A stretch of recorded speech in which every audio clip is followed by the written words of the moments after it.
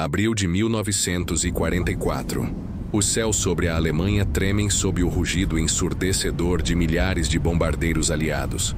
Fortalezas voadoras, B-17 e Lancasters britânicos cruzam o horizonte em formações impenetráveis, escoltados por centenas de caças Mustangs e Spitfires.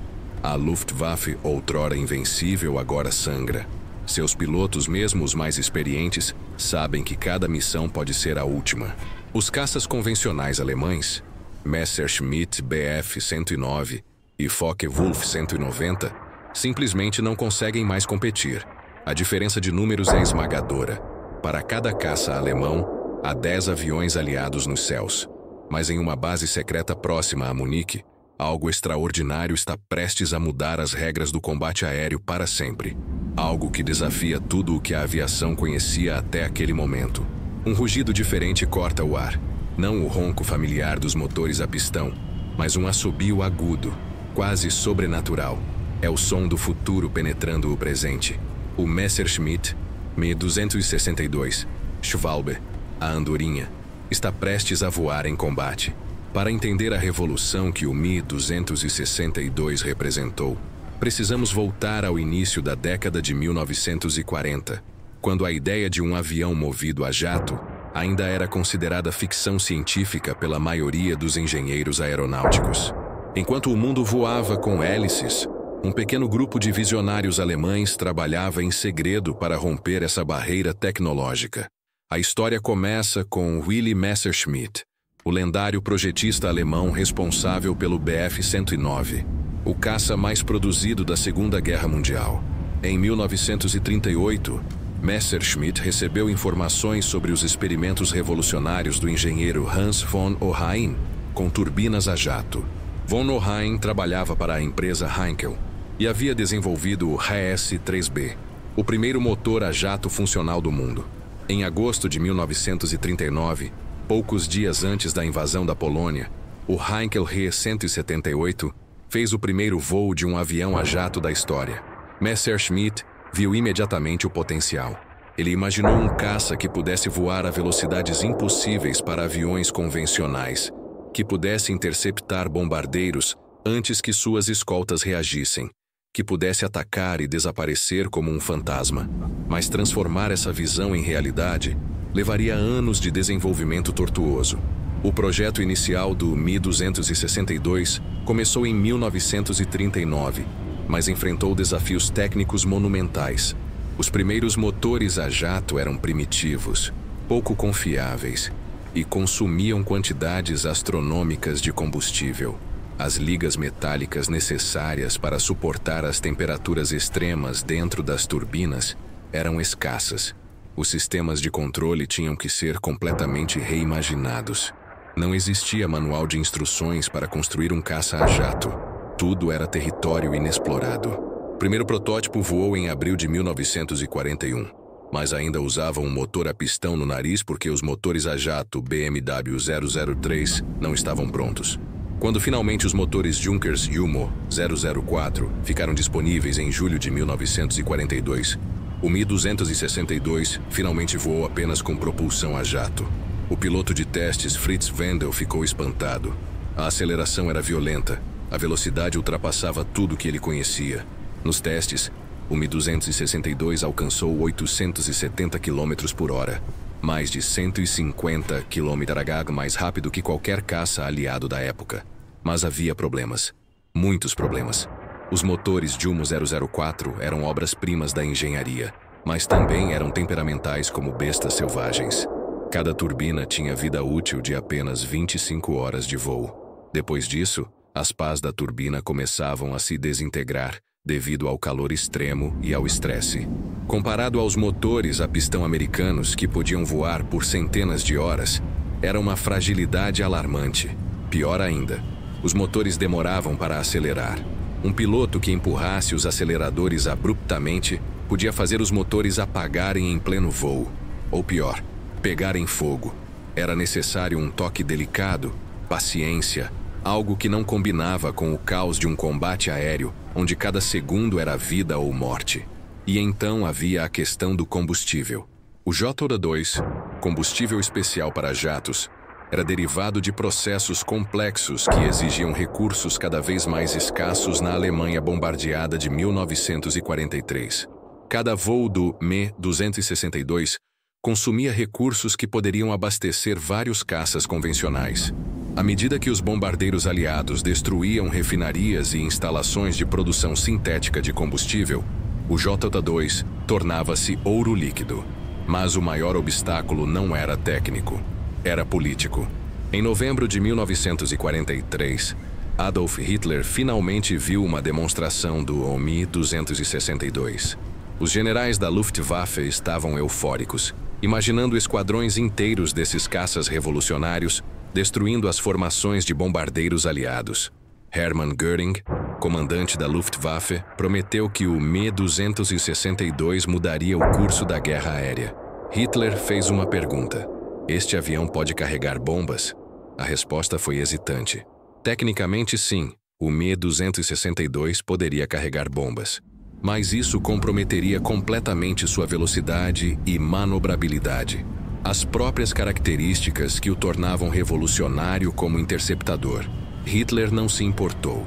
Ele ordenou que o Mi-262 fosse desenvolvido como bombardeiro rápido, um bombardeiro relâmpago que pudesse atacar as praias da invasão aliada, que ele sabia que estava por vir.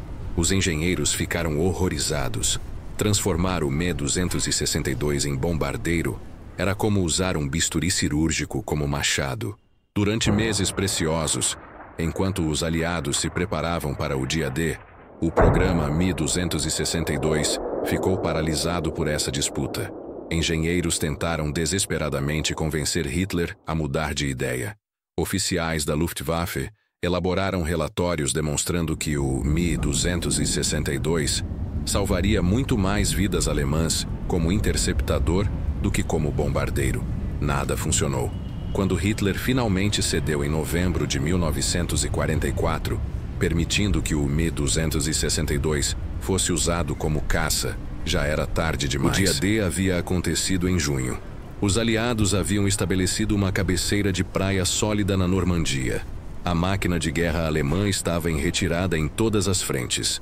A primeira unidade operacional de Mi-262, o Comando Novotny, foi formada em setembro de 1944, sob o comando do As Walter Novotny, que tinha 258 vitórias aéreas. Novotny era uma lenda viva da Luftwaffe, um piloto de habilidade sobre-humana. Se alguém pudesse dominar o temperamental Mi-262, era ele. Os primeiros combates foram revelações aterrorizantes para os pilotos aliados. Imaginem um piloto de P-51 Mustang em patrulha de escolta sobre a Alemanha. De repente, algo passa por ele a uma velocidade incompreensível, tão rápido que ele mal tem tempo de processar o que viu. Não há tempo para reagir, não há tempo para manobrar. Traçadores cortam o ar. Um bombardeiro B-17 explode em chamas e o objeto desaparece antes que qualquer um possa mirar nele. Era como lutar contra fantasmas. O tenente americano Urban Drew descreveu seu primeiro encontro com um Mi-262. Nunca vi nada se mover tão rápido. Pensei que meus olhos estavam me enganando. Quando finalmente entendi o que estava vendo, o avião alemão já estava a quilômetros de distância. Os pilotos de Mi-262 desenvolveram táticas revolucionárias. Eles atacavam de grande altitude, mergulhando em alta velocidade sobre as formações de bombardeiros, disparando suas 4 potentes canhões, MK-108 de 30 mm. Cada projétil tinha poder destrutivo suficiente para derrubar um bombardeiro pesado com apenas 3 ou 4 acertos. Depois do ataque, eles simplesmente aceleravam e desapareciam, muito rápidos para serem perseguidos por qualquer caça aliado. Era combate aéreo de uma era futura, acontecendo em 1944. Mas voar o Mi-262 exigia habilidades além das de um piloto convencional. Era necessário ser engenheiro, acrobata e vidente ao mesmo tempo. O avião era extraordinariamente rápido, mas essa velocidade trazia desafios únicos.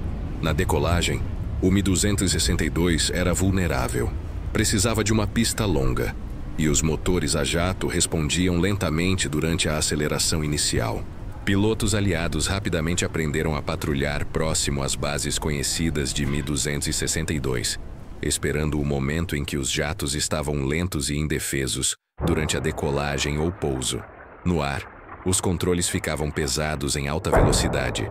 Manobras bruscas podiam fazer o avião entrar em stall compressível, um fenômeno aerodinâmico então pouco compreendido, onde, em velocidades próximas à do som, os controles simplesmente paravam de responder. Vários pilotos morreram quando seus Mi-262 entraram em mergulhos incontroláveis. E sempre havia o medo de que os motores falhassem. Muitos pilotos relataram ver pedaços de metal sendo cuspidos pelos escapamentos das turbinas. Fragmentos das pás que estavam se desintegrando. Voar com um motor podia ser gerenciável. Perder ambos significava a morte certa. Mas quando tudo funcionava, quando o piloto e a máquina alcançavam harmonia perfeita, o Mi-262 era absolutamente letal. Em 8 de novembro de 1944, Walter Novotny decolou em seu Mi-262 para o que seria sua última missão. Ele havia abatido 3 bombardeiros B-17 naquele dia, demonstrando a potência devastadora do jato. Mas durante a aproximação para pouso, com combustível baixo e ambos os motores apresentando problemas, ele foi interceptado por P-51 Mustangs, que haviam esperado pacientemente por esse momento exato. O Mi-262 de Novotny, lento e vulnerável, não teve chance. Os Mustangs o perseguiram enquanto ele tentava desesperadamente alcançar a pista. Testemunhas no solo viram o jato em chamas tentando pousar. Novotny ejetou muito baixo. Ele morreu no impacto. A perda de Novotny foi um golpe devastador para o programa Mi-262, mas a guerra continuava. O Jagdverband 44, uma unidade de elite de Mi-262, formada em fevereiro de 1945, foi comandada pelo lendário Adolf Galland, um dos maiores ases da Luftwaffe. Galland reuniu os melhores pilotos restantes da Alemanha, homens com centenas de vitórias, veteranos endurecidos que haviam sobrevivido anos de combate mortal. Esses pilotos transformaram o Mi-262 em uma arma de precisão cirúrgica. Em março e abril de 1945, mesmo com a Alemanha em colapso total, eles continuaram abatendo bombardeiros aliados em números impressionantes. Mas era como tentar esvaziar o oceano com uma colher. Os números finais são tanto um testemunho da eficácia do Mi-262, quanto uma lamentação sobre o que poderia ter sido. Estima-se que cerca de 1.400 Mi-262 foram produzidos, mas apenas uma fração deles, talvez 300, voou em combate. O resto foi destruído em fábricas bombardeadas, ficou sem combustível em aeródromos, ou nunca recebeu os pilotos treinados necessários para operá-los. Esses 300 aros Mi-262 abateram aproximadamente 500 aviões aliados, uma proporção de mortes impressionante. Para comparação, a maioria dos caças convencionais alemães tinha proporções muito piores. O Mi-262 provou que era mortal, mas 500 aeronaves aliadas eram uma gota no oceano. Os aliados produziam mais aviões em uma semana do que isso. Em 1944, as fábricas americanas produziam um bombardeiro B-24 Liberator a cada 63 minutos. A produção industrial aliada era simplesmente esmagadora. E aqui reside a tragédia suprema do Mi-262. Ele chegou tarde demais, em números muito pequenos, operando com recursos insuficientes para fazer qualquer diferença significativa no resultado da guerra. Se o Mi-262 tivesse entrado em produção em massa em 1943, como os engenheiros originalmente planejaram, a história poderia ter sido diferente.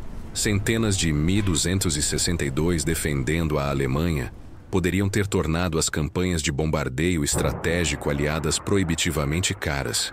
Os aliados poderiam ter sido forçados a repensar suas estratégias. A guerra poderia ter se prolongado, mas esse "se" é uma das especulações mais assustadoras da história militar. Vamos reconstruir um combate típico de Mi-262? para entender a experiência visceral de voar essa máquina revolucionária. É 25 de março de 1945. O Oberleutnant Franz Schall, um as com 137 vitórias, decola de uma pista bombardeada próxima a Munique. Seu Mi-262 acelera pesadamente, os motores Jumo 004 uivando enquanto a velocidade aumenta. A 200 km/h, ele puxa o manche suavemente, muito bruscamente, e o avião pode estolar. As rodas deixam o solo. Schall retrai o trem de pouso e começa a subir. Aos 6.000 metros de altitude, ele avista seu objetivo. Uma formação de 36 bombardeiros B-17 em formação de caixa, escoltados por 2 dezenas de P-51 Mustangs, circulando como tubarões protetores. Normalmente, essa visão faria qualquer piloto de caça convencional pensar 2 vezes. Mas Schall voa um Mi-262. Ele empurra o nariz para baixo, acelerando em mergulho. O velocímetro sobe rapidamente, 700 km/h, 800 km/h, 850 km/h. O mundo se torna um borrão. Os controles ficam pesados, exigindo força considerável. Schall está agora voando mais rápido do que qualquer avião aliado pode ir em mergulho máximo. Os pilotos de P-51 o veem chegando, mas estão impotentes. Eles viram em sua direção, mas o Mi-262 simplesmente é rápido demais. É como tentar atirar em uma bala com outra bala. Schall alinha-se com o B-17 líder. A 600 metros, seus 4 canhões MK-108 abrem fogo. O recuo é violento, sacudindo o avião inteiro. Traçadores laranja-avermelhados cortam o ar. Os projéteis de 30 mm, cada um pesando mais de 300 gramas, atingem o bombardeiro na asa direita. O dano é catastrófico. Os projéteis explosivos detonam dentro da estrutura da asa, arrancando pedaços de metal. O tanque de combustível rompe e uma bola de fogo laranja engolfa o B-17. Em segundos, o bombardeiro está caindo, deixando um rastro de fumaça negra. Schall passa pela formação antes que os artilheiros possam reagir adequadamente. Ele está fazendo 870 km/h agora, rápido demais para ser rastreado pelas metralhadoras .50 dos bombardeiros. Ele sobe em uma trajetória parabólica, os motores rugindo enquanto consomem combustível vorazmente. Abaixo dele, os P-51 perseguem furiosamente, mas não há esperança de alcançá-lo. O Mi-262 desaparece nas nuvens. Um fantasma que veio, atacou e se foi em menos de 1 minuto. Esse ataque exemplifica a doutrina de combate do Mi-262. Velocidade absoluta, ataque devastador, desengajamento imediato. Não havia espaço para dogfights tradicionais. O Mi-262 usava sua velocidade como arma primária e escudo defensivo simultaneamente. Mas nem tudo eram sucessos triunfantes. A realidade operacional do Mi-262 era frequentemente brutal e implacável. Os aliados rapidamente adaptaram suas táticas. Pilotos experientes de P-51 aprenderam a não perseguir Mi-262 em voo nivelado. Isso era fútil. Em vez disso, eles patrulhavam as bases conhecidas de jatos, esperando os momentos de vulnerabilidade máxima, decolagem e pouso. Um piloto de P-51 descreveu a tática. Nós circulávamos a 10.000 pés acima de suas bases. Quando víamos um jato decolando, mergulhávamos sobre ele. Durante a decolagem, eles eram lentos, pesados com combustível, com os motores lentos para responder. Eram alvos fáceis. A base de Ackmer tornou-se um cemitério de Mi-262. Caças aliados abateram dezenas de jatos nos circuitos de tráfego, quando estavam mais vulneráveis. Pilotos alemães começaram a pousar em qualquer pedaço de estrada ou campo que parecia adequado. Qualquer coisa para evitar as bases conhecidas que estavam constantemente sob vigilância. A escassez de combustível tornou-se paralisante nos últimos meses da guerra. Em abril de 1945, muitos Mi-262 ficavam no solo simplesmente porque não havia J-2 disponível. Pilotos sentavam-se em suas cabines, motores silenciosos, enquanto formações de bombardeiros aliados passavam acima, livres de qualquer oposição.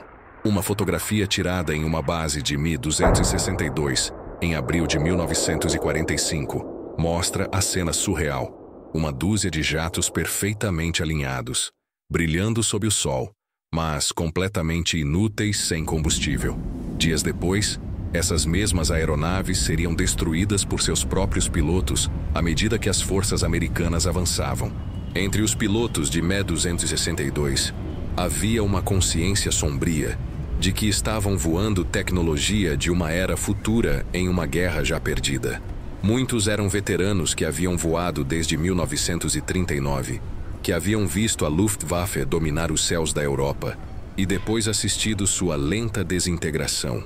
Adolf Galland, comandando o Jagdverband 44, foi perguntado após a guerra o que ele pensava sobre o Me-262. Sua resposta foi amarga. Foi como receber uma espada de aço em uma época em que todos os outros têm metralhadoras. Sim, é uma arma superior em combate individual, mas quando você está sendo alvejado por 100 metralhadoras, sua espada de aço não faz diferença. Ele estava certo, mas também havia orgulho em suas palavras. Os pilotos de Mi-262 sabiam que estavam fazendo história. Eles estavam voando o futuro da aviação de combate. Cada missão era um experimento. Cada combate ensinava lições que moldariam a aviação militar pelas décadas seguintes. Os aliados prestaram atenção. Engenheiros americanos e britânicos estudaram cada pedaço de Mi-262, capturado com fascínio quase religioso.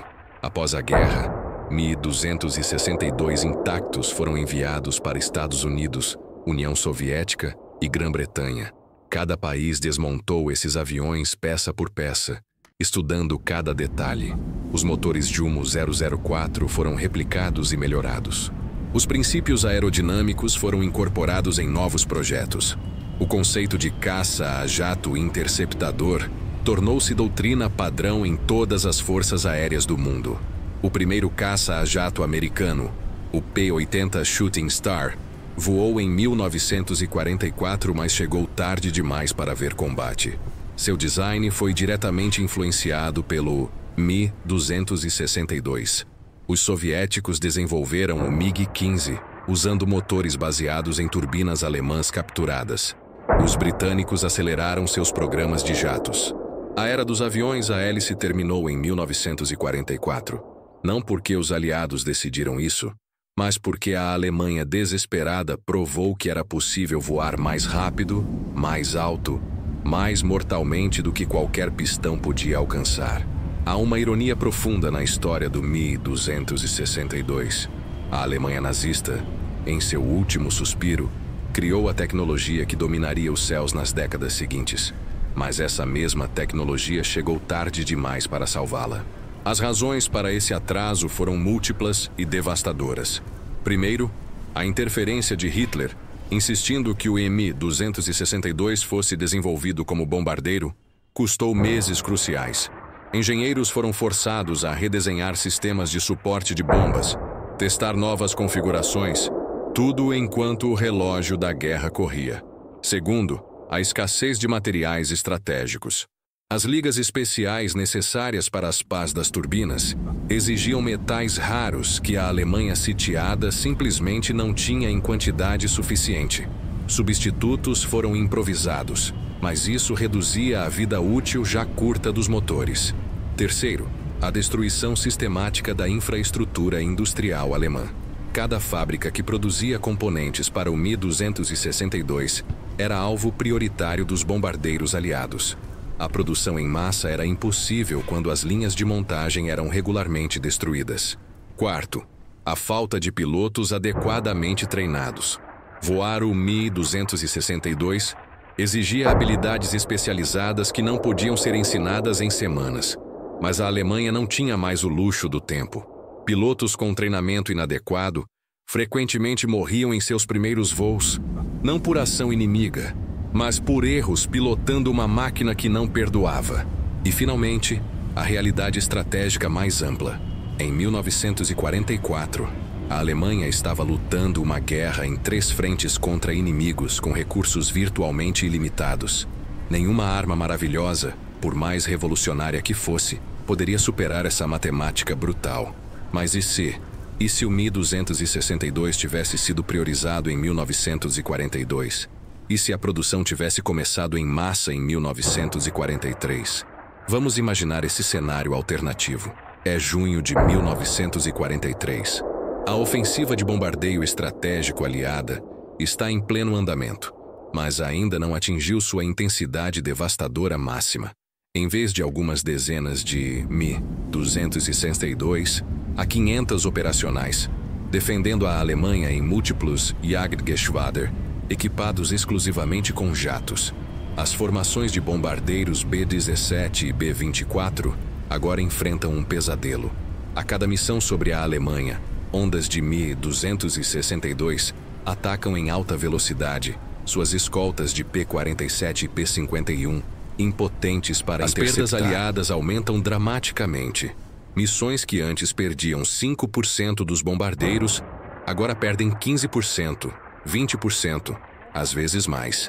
Esse nível de atrito é insustentável. Os comandantes aliados enfrentam uma escolha terrível: cancelar os bombardeios diurnos sobre a Alemanha ou aceitar perdas catastróficas que sangrariam suas forças mais rápido do que poderiam ser substituídas. A campanha de bombardeio estratégico, que historicamente destruiu a capacidade industrial alemã, é interrompida ou severamente reduzida. Fábricas de tanques, refinarias, instalações químicas continuam operando meses a mais do que deveriam. O dia D ainda acontece em junho de 1944. Mas agora a Alemanha tem mais recursos, mais tanques, mais combustível para defender a Normandia. A invasão é mais sangrenta, mais custosa. A guerra se estende por mais meses, talvez mais um ano.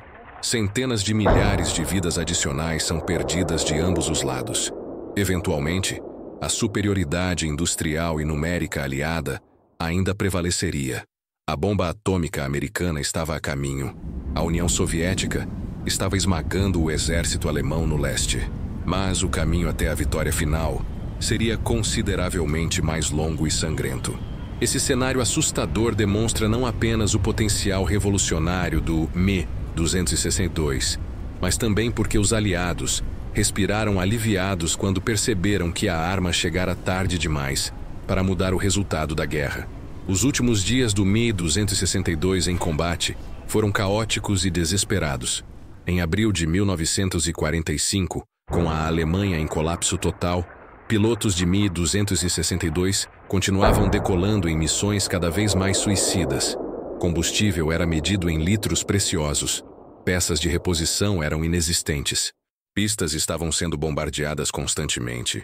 Adolf Galland liderou uma das últimas missões significativas de Mi-262 em 26 de abril de 1945. Seu grupo interceptou uma grande formação de bombardeiros sobre Munique. Galland abateu um B-26 Marauder, mas seu próprio jato foi danificado por fogo defensivo. Ele conseguiu pousar de emergência, mas ficou gravemente ferido. Nos dias seguintes, pilotos de Mi-262 destruíram seus próprios aviões à medida que as forças terrestres aliadas avançavam. Explosões demoliram jatos que haviam custado milhões de Reichsmarks e milhares de horas de trabalho especializado. Não podiam permitir que essa tecnologia caísse intacta nas mãos inimigas. Mas alguns Mi-262 foram capturados intactos. Os aliados ficaram impressionados com o que encontraram. Engenheiros americanos testaram os aviões capturados e ficaram chocados com a sofisticação do design. Um relatório técnico americano de junho de 1945 declarou: "Este avião representa um avanço de 5 a 10 anos sobre qualquer coisa que atualmente temos em produção." Charles Lindbergh, o famoso aviador americano que estava na Alemanha como observador técnico, voou um Mi-262 capturado e ficou assombrado pela experiência. Ele escreveu: "É como pilotar em outra dimensão. A velocidade, a potência. É óbvio que a era da hélice acabou." O legado do Mi-262 estende-se muito além da Segunda Guerra Mundial. Ele estabeleceu o template para toda a aviação de caça que se seguiria.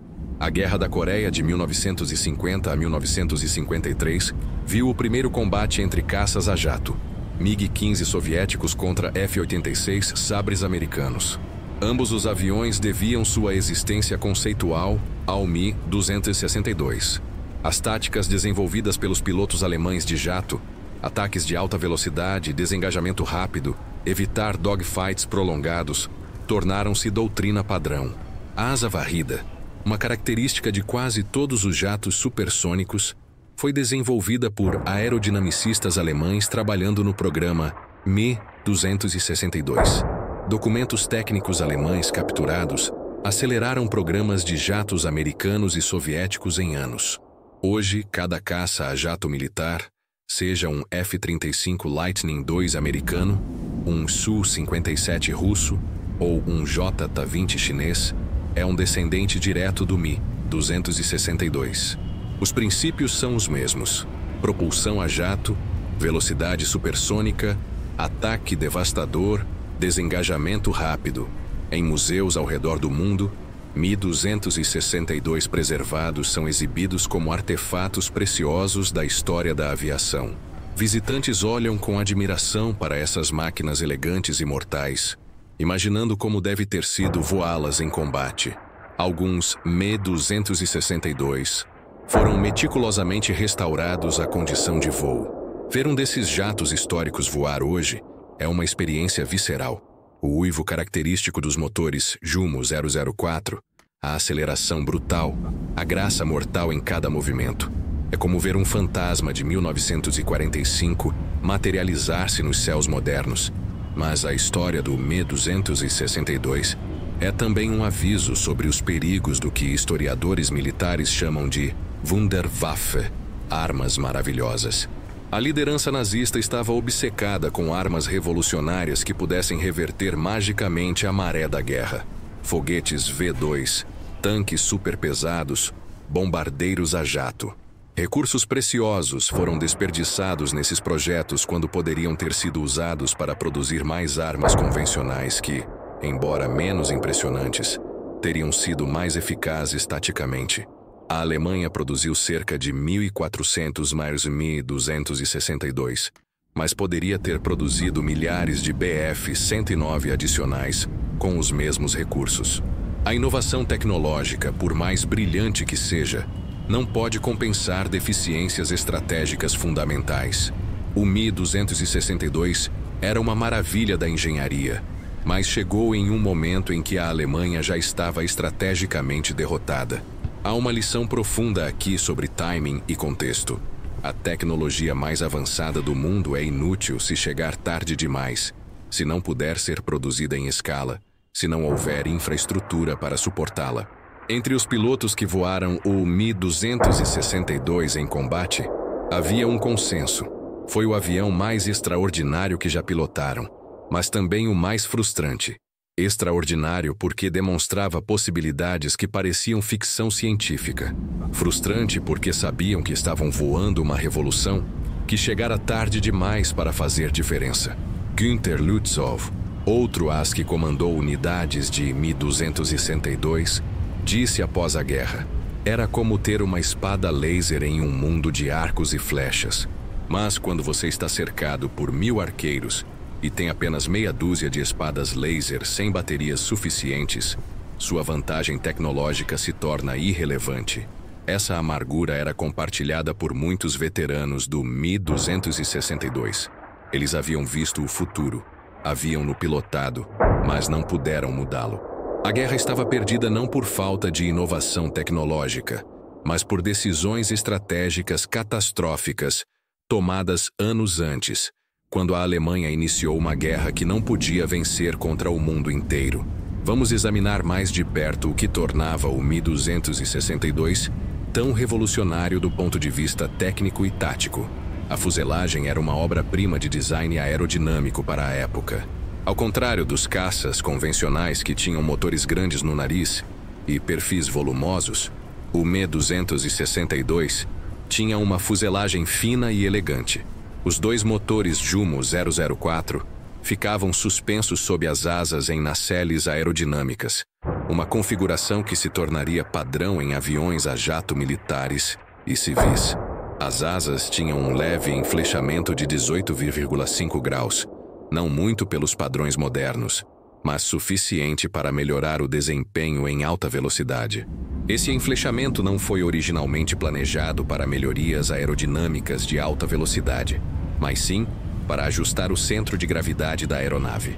Felizmente, acabou tendo benefícios significativos no controle do fluxo de ar em velocidades transônicas. O armamento era devastador. 4 canhões Mauser MK-108 de 30 mm, montados no nariz.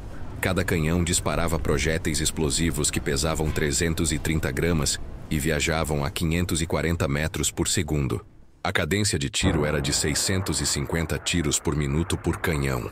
Quando os 4 canhões disparavam simultaneamente, o efeito era apocalíptico. Um único projétil de 30 mm do MK-108 podia arrancar a asa de um caça ou abrir um buraco do tamanho de uma bola de basquete na fuselagem de um bombardeiro. 3 a 5 acertos eram geralmente suficientes para destruir completamente um B-17 Flying Fortress, uma aeronave projetada para absorver danos enormes.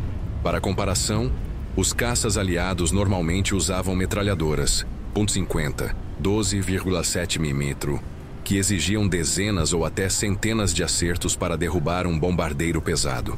A diferença no poder de fogo era como comparar um rifle de assalto com um canhão antiaéreo. Alguns pilotos de Mi-262 experimentaram táticas ainda mais inovadoras. O Sonderkommando Elbe foi uma unidade formada em abril de 1945 com uma missão suicida: rambombardeiros aliados se necessário. Felizmente para seus pilotos, o Mi-262 raramente precisava de tais táticas desesperadas. Seu poder de fogo era suficiente, mas havia experimentação com outros sistemas de armas. O R-4M Raket 4 kg Minenkopf foi um foguete ar-ar não guiado desenvolvido especificamente para o Mi-262. Cada foguete tinha 55 milímetros de diâmetro e carregava uma ogiva explosiva de 520 gramas. Um Mi-262 podia carregar 24 desses foguetes em racks sob as asas.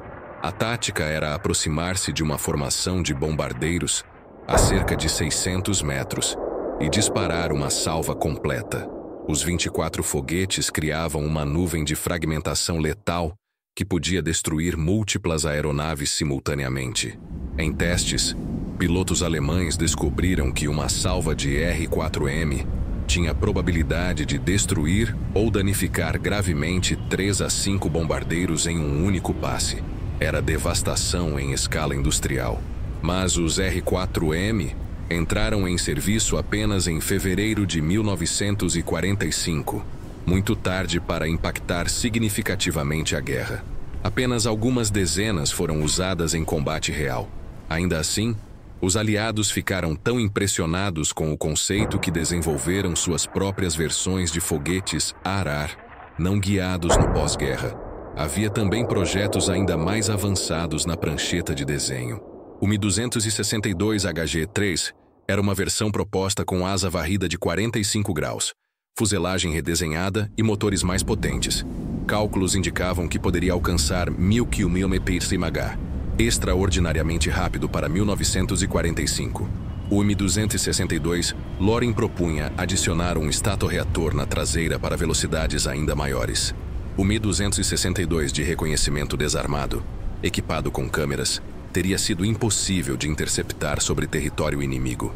Versões noturnas do Mi-262 foram desenvolvidas e algumas viram serviço limitado, equipadas com radar Liechtenstein para caçar bombardeiros noturnos britânicos. Imagine ser um piloto de Lancaster em uma missão noturna sobre a Alemanha e de repente perceber que algo extremamente rápido está perseguindo você no escuro, guiado por radar. Era o material de pesadelos. Havia até propostas para versões bimotoras maiores, bombardeiros a jato, transportes a jato.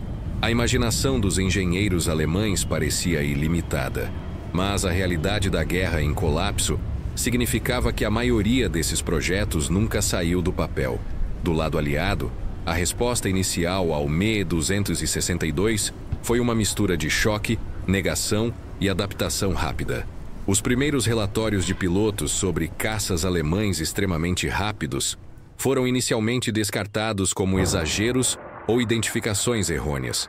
Certamente os alemães não poderiam ter desenvolvido algo tão avançado, mas quando evidências fotográficas confirmaram a existência do Me-262, o alto comando aliado ficou genuinamente alarmado. Ordens urgentes foram emitidas. Localizar e destruir as bases de produção de jatos alemães tinha prioridade máxima. Bombardeiros B-17 e B-24 atacaram fábricas conhecidas de Me-262 repetidamente. A instalação de Obertraubling foi bombardeada tantas vezes que a produção teve que ser dispersada para fábricas subterrâneas e instalações camufladas. Mas mesmo essas táticas de dispersão não podiam compensar completamente a destruição massiva da infraestrutura industrial alemã. Caças aliados receberam ordens específicas sobre como combater Me-262. Não tentem persegui-los em voo nivelado, patrulhem suas bases, ataquem durante decolagem e pouso. Era reconhecimento tácito de que, em combate aéreo direto, o Me-262 era superior. Alguns pilotos aliados conseguiram abater Me-262 em combate. O Major George Preddy, americano, foi creditado com 2 Me-262 destruídos. O tenente Chuck Yeager, que mais tarde se tornaria o primeiro homem a quebrar a barreira do som, abateu um Me-262, pegando-o em aproximação de pouso. Mas esses sucessos eram exceções. A maioria dos encontros entre Me-262 e caças aliados convencionais terminava com o jato alemão desaparecendo impune, frequentemente após destruir um ou mais bombardeiros. A experiência de combate também revelou vulnerabilidades do Me-262 que os engenheiros não haviam previsto. Os motores a jato deixavam rastros de fumaça muito mais visíveis que motores a pistão, tornando o avião mais fácil de detectar à distância. A decolagem longa exigia pistas em bom estado, algo cada vez mais raro na Alemanha bombardeada de 1945. O consumo de combustível era voraz. Um Me-262 em combate ativo tinha autonomia de apenas 60 a 90 minutos, comparado às 3 ou 4 horas de um P-51 Mustang. Isso limitava severamente as opções táticas. Pilotos de Me-262 tinham que calcular cuidadosamente cada missão, sabendo que não tinham margem para erros. E havia o problema psicológico. Pilotos acostumados com anos de voo em caças convencionais tinham que reaprender tudo. As velocidades, as distâncias de combate, as táticas, tudo era diferente. Alguns veteranos nunca conseguiram se adaptar completamente. Outros se adaptaram brilhantemente, tornando-se mestres dessa nova forma de guerra aérea. Franz Schall, que mencionamos anteriormente, tornou-se um dos pilotos de Me-262 mais bem-sucedidos, com 14 vitórias confirmadas voando jatos. Mas mesmo ele caiu vítima dos perigos da aeronave. Em 10 de abril de 1945, seu Me-262 sofreu falha de motor durante a decolagem. Ele morreu no acidente. Nem mesmo os melhores pilotos estavam seguros dos caprichos do temperamental jato. Há histórias quase mitológicas sobre o Me-262 que circulavam entre pilotos aliados. Relatos de jatos alemães aparecendo do nada, destruindo bombardeiros e desaparecendo antes que alguém pudesse piscar. Histórias de Me-262 superando Mustangs em perseguições como se os caças americanos estivessem parados. Uma história particularmente notável envolve o Oberleutnant Heinz Baer, um asa alemão com 220 vitórias. Em 28 de abril de 1945, apenas dias antes do fim da guerra, Baer decolou em um Me-262 e abateu 6 aviões aliados em um único voo de 25 minutos. 6 aeronaves em 25 minutos. Era eficiência letal elevada à forma de arte. Mas mesmo enquanto realizava essa proeza extraordinária, Baer sabia que era inútil. A Alemanha estava acabada. Berlim estava cercada. O Führer estava em seu bunker. Essas vitórias aéreas eram gestos vazios, último suspiro de orgulho de uma força aérea moribunda. Após a guerra, Baer foi entrevistado extensivamente por interrogadores aliados. Quando perguntado se o Me-262 poderia ter mudado o curso da guerra, ele respondeu: Se tivéssemos tido Mi-262 em 1943, teríamos causado aos aliados problemas terríveis. Mas se é a palavra mais inútil da história. Nós não tivemos 1000 em 1943. Nós mal tivemos 300 em 1945, quando já não importava mais. A história do combustível J2 merece sua própria análise. Este combustível especializado era uma mistura complexa, derivada principalmente de processos de liquefação de carvão. A Alemanha tinha muito carvão, mas pouco petróleo natural. O processo Fischer-Tropsch convertia carvão em combustíveis líquidos, mas era extremamente intensivo em recursos. Uma única instalação de produção de combustível sintético exigia milhares de trabalhadores, quantidades enormes de carvão, água e eletricidade. E essas instalações eram alvos prioritários dos bombardeiros aliados.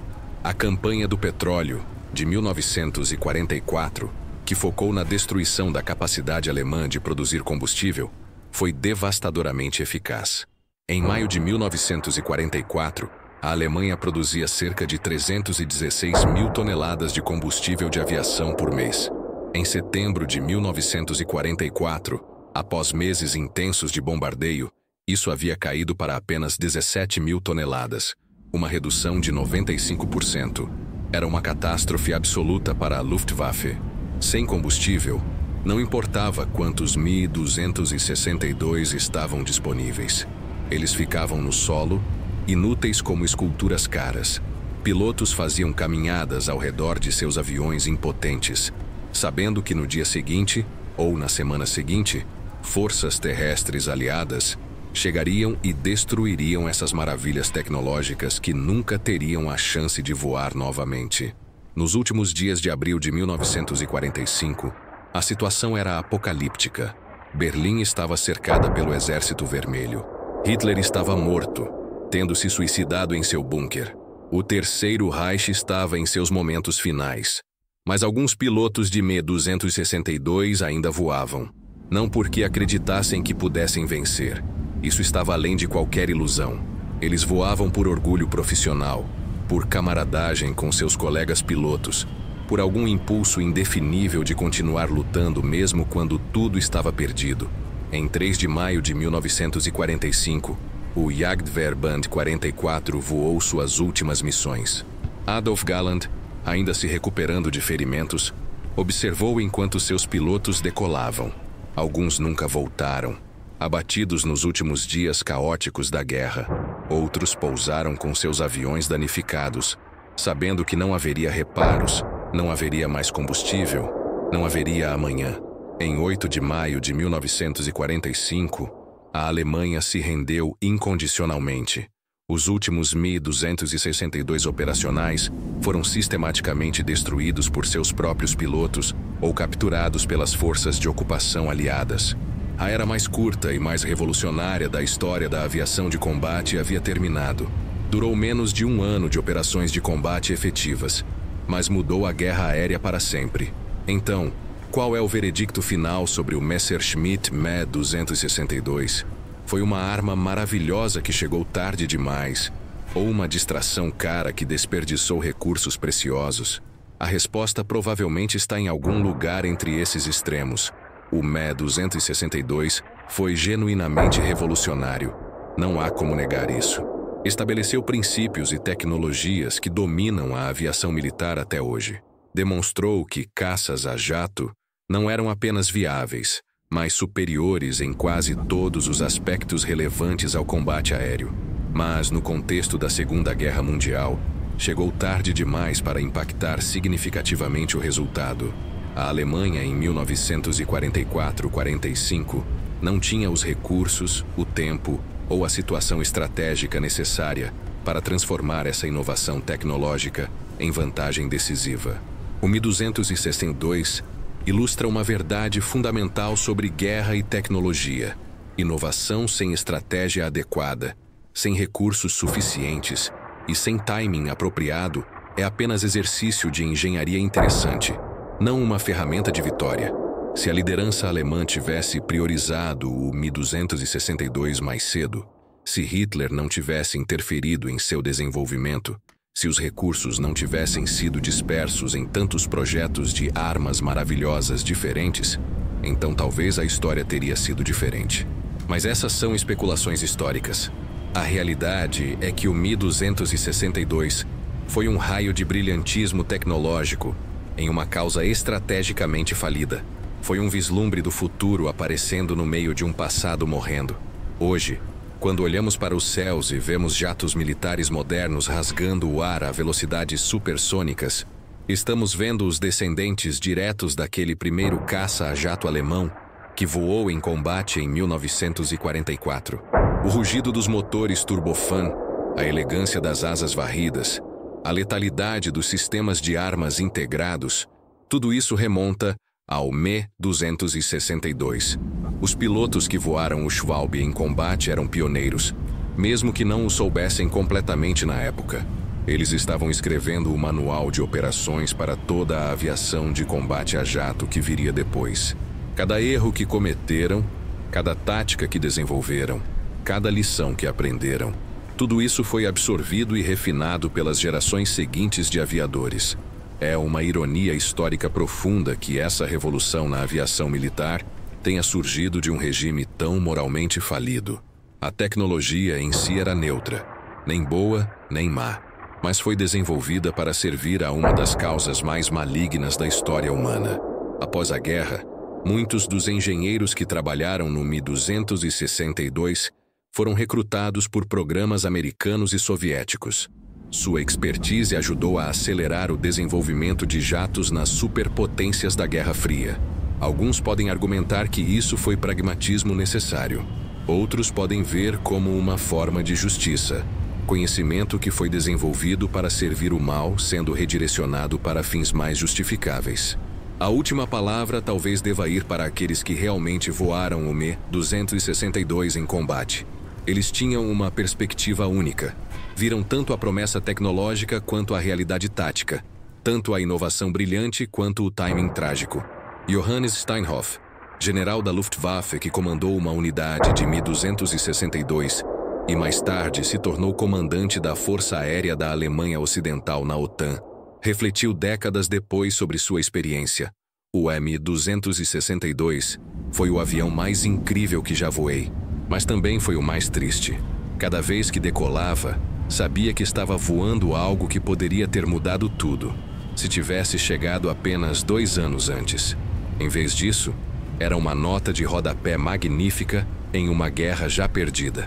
Essa melancolia permeia muitas memórias de pilotos de Mi-262.